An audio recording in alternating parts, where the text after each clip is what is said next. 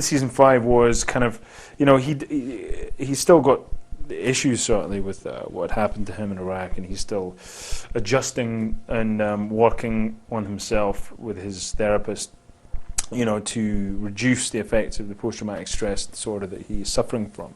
But he's certainly a long way down the road by the end of Season 5.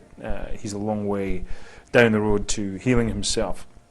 And so he and Christina are kind of in a good place, really, with so much tragedy going on in the hospital.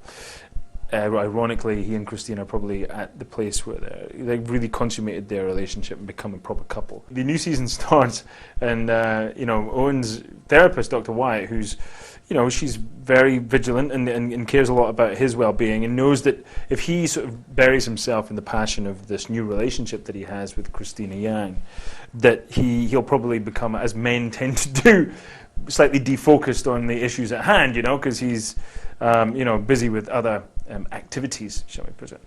And so she says that basically they have to withhold any lovemaking until further notice, which is painful for them both and torturous, but also quite comedic and funny to witness. Obviously, George and Owen bonded in the latter half of Season 5. Owen realised that George had this gift that I don't think George even realised he had, which was for trauma surgery and knowing and being able to work under that intense pressure. There's only a certain type of personality type, no matter how well trained you are as a doctor or a surgeon, can actually deal with that. And very quickly Owen realises that O'Malley's the one who has this talent. So they started to work together, and he started to mentor him and became close with him as a teacher student type relationship. And so I think it's really hit Owen, that this is the first time Owen's kind of bonded with a work colleague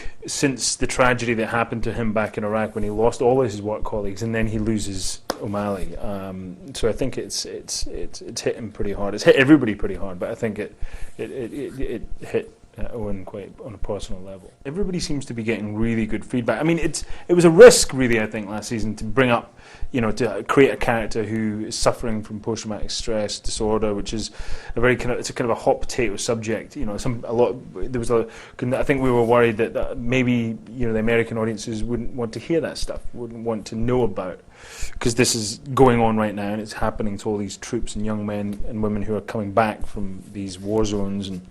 And luckily, I think the storyline was handled so nicely by the writers, and it's been received very warmly. Especially we get a lot of mail from mothers and families of, wives of people who are kind of dealing with, returning troop family members and the difficulties that they face. They feel very encouraged and comforted, I think. We don't know much. We don't know much. We're at episode 3 or 4 now, and it's hard to tell where it's going. I know that there's stuff going on at the hospital in a more global sense, that there's a lot of pressure on everybody at work, much more than in last season. People are really looking over their shoulder this season, and there's a kind of storm cloud looming over Seattle Grace Hospital, I think, this season.